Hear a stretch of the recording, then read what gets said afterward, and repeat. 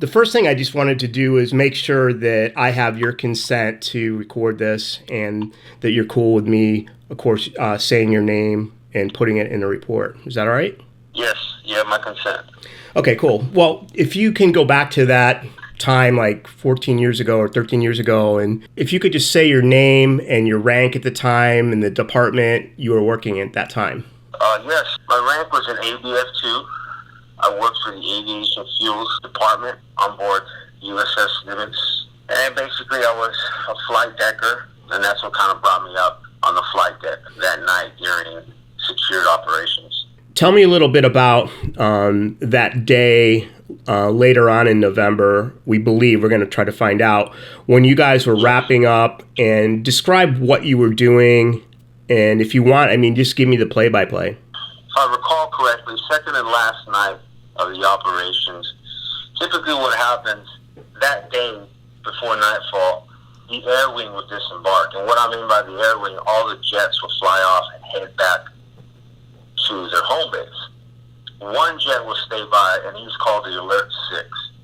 This aircraft is sitting on the flight deck with a pilot in the cockpit. He's just sitting there. And he is to be launched within 6 minutes. The catapult system is charged, ready to go. The air wing personnel, a lot of the guys who are doing maintenance and handle supplies, they stay on board, and they're starting to remove a lot of their gear from the flight deck.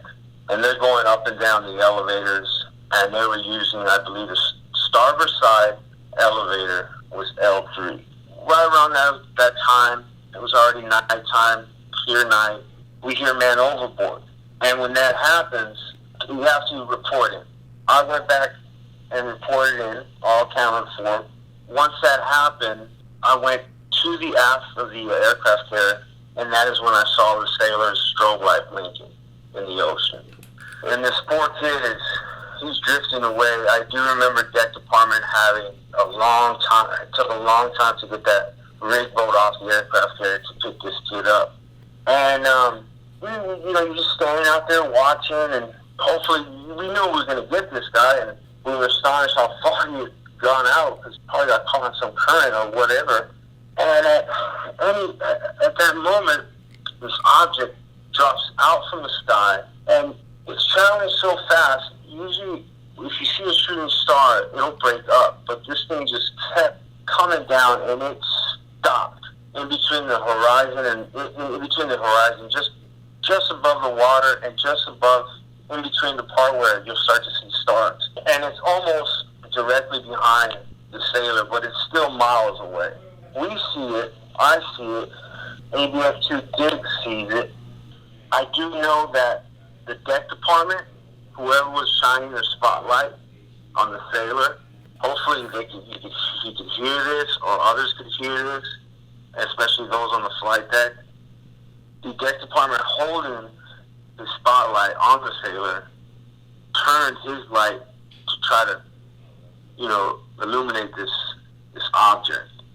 So there were other visual eyewitnesses of that incident. At that moment, the object goes from right to left in a split second. It went so fast that we actually had to turn our bodies to see it. Made either a 90-degree angle or an acute angle, and shot back up into, I would say, space at incredible speeds. At that moment, we went into general quarters. At that time, I didn't realize, I guess, combat systems had seen this object. When they called general quarters, the flight deck, in-flight deck control, called for all non-essential personnel on the flight deck to leave. Now they were going to launch the Alert 6. So I guess they're going to try to chase this thing, but he wasn't going to catch up to it.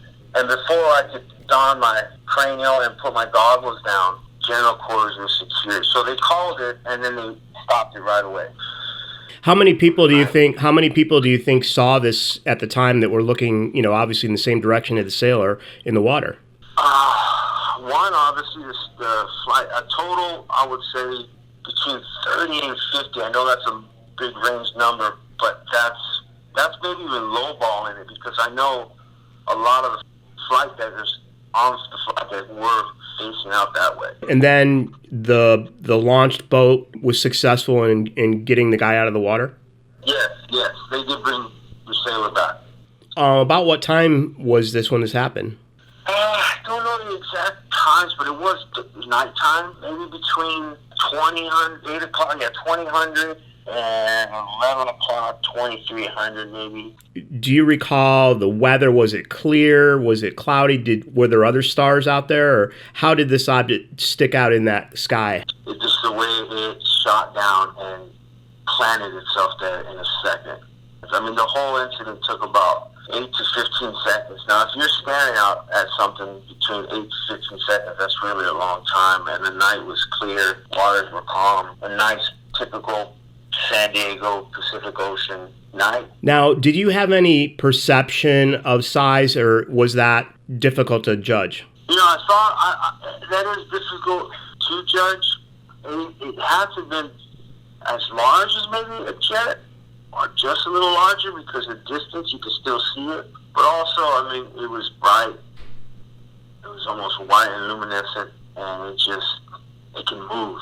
And when it's dark, even in a bright sky with the stars, and you see something moving like that, I mean, you'll see a jet even moving. Those lights are blinking, but even at supersonic speeds, at a distance, when a jet's moving, you can still follow it, with your eyes. When you saw the light, maybe tell me a little bit about how that would compare. Like, what color was the light? Is there anything else you've ever seen that kind of had a similar look? No, absolutely not. So if you held your arm out, like in front of you, and then you had a coin in your hand, like a dime or a quarter, is that light smaller than that, or how big was that light? Would you say? I guess if I heard you correctly, I said the size of a quarter. Oh, so it was pretty big. If you held a quarter like at arm's length in front of your face, it was about that big around. Was it round or what? Yeah, it was round. It was round. It was a nice white porcelain kind of looking light, and it was happy. It was large. This quarter, compared to the stars. Yes, it was a quarter size, definitely. Yeah, because the stars are a nice little tiny dot. You know what I mean? They're just kind of glaring in the distance. But this thing was just a white porcelain light, and it doesn't look like a light like when you have a fluorescent light on inside a building. It's just had this. It's almost like a nice porcelain, glooming, iridescent, glowing white light. I mean, almost, looking back, it looks pretty cool, and that's what I remember. If I was going to do a simulation of that, the speed of a shooting star, coming down really fast, but then when it got to this near the horizon, it just stopped and hovered there for a second, or? It just stopped, and it was at a distance that you couldn't really see it bounce up and down. It literally just stayed there. I mean, obviously it was night, so you couldn't tell if it was a giant object, 10 miles away, or a smaller object closer, right? I mean, was there depth? Yes, I can't. How long did it hover there before, and you said then it shot off? To the right, because I was facing aft, starboard side, off of, I believe it's elevator 3. And then you were on the flight deck. Describe where you were compared to the elevator and the island. Oh, yeah, standing just in front of the elevator as it's down, behind the island. So this object comes down, and if you could kind of describe the position of it and how long, like, for instance, it came down and how long did it hover? If you were looking towards the starboard back of the ship and you saw this light, which direction did it take off in, and so on? It took off from right to left. So it was basically facing at that 5 o'clock point while I was standing behind the island in front of the elevator. It went from 5 o'clock to 7 o'clock, and then went up at that acute 90-degree angle, and then it shot off and went straight into space, or in the air, or wherever it came from. When it went from 5 o'clock to 7 o'clock, you said it was really fast. How long would you estimate it got from 5 to 7 o'clock? A second. Quick. Yeah. When you describe fast, it is fast. That's as fast as anything I've seen on Earth that we make. You know what I mean? Yeah. So then it stopped and it went straight up. You said or it basically didn't really stop. It almost made like an acute turn or right angle turn and went straight back up, like in the same speed or faster. Oh, fast! Just as fast as it left. Angle, turn, and shot up. And if you were facing 5 o'clock, kind of on the starboard side, and then that thing took across to 7 o'clock, would that mean that you would have to turn your body and look across the fantail, across the aft of the ship, right? Yes. We turned.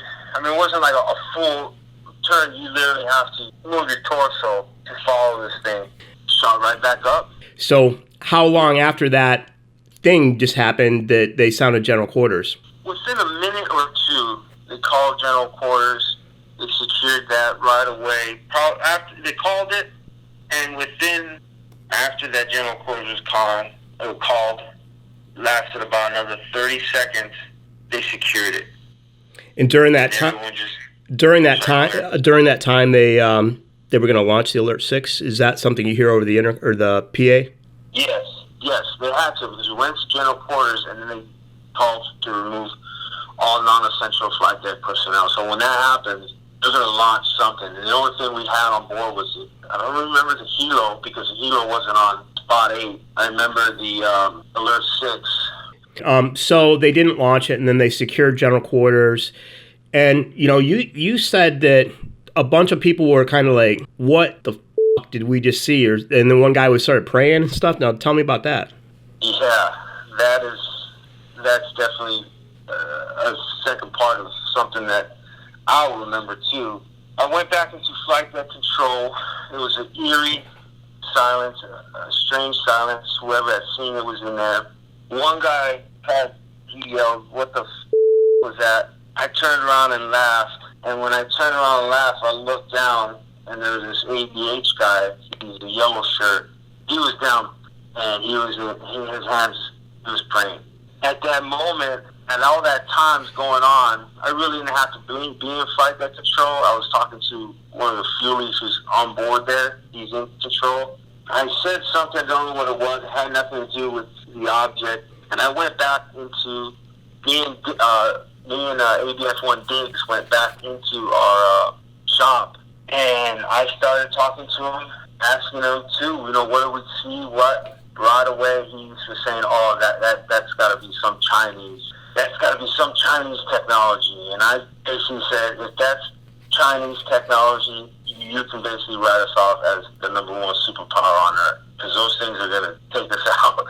And I remember the lieutenant, he came in and said what happened. We described what happened, and he kind of, this weird look, take back. And he went up to, don't know where he went, but he went to go talk to some other higher-ups, and he came back, and he wasn't saying anything about it. We do know other countries have jets, and you know how they fly and they move, and we know our fighter pilots are we are the top fighter pilots in the world. And when you see that thing move the way it did, it makes you feel, almost small on the Earth. We are small on the Earth, but you just felt smaller. You've seen a lot of things in your long career that you had in the Navy up on that flight deck, in probably all kinds of weather, all parts of the world. You've seen all kinds of aircraft. Have you ever seen any other stuff like that, or was that the only time? That was the only time. Nothing. 10 years, that was it. There's so many people that are behind this as far as backing each other up, and that it was U.S. Navy and stuff. It's less likely that people are going to stand up and openly ridicule any of these guys, or yourself. So, yeah, I think it's great. I think the more people that come out, the more attention that it focuses on this subject, that maybe we'll get some answers, or at least get some more scientific study going on, Sure. That sounds great. I don't know what those things are. I don't know what those objects are, but they're real. They are real. People really saw them. We need some answers here, man. I mean, that's my position. I don't know what they are, and anyone that says they do is full shit, my opinion. I don't know what they are, but I know what they can do, and it's unbelievable. Right, and we need some explanations, and the brightest minds really need to like look at that and start trying to figure it out, you know? All right, well, I appreciate your time.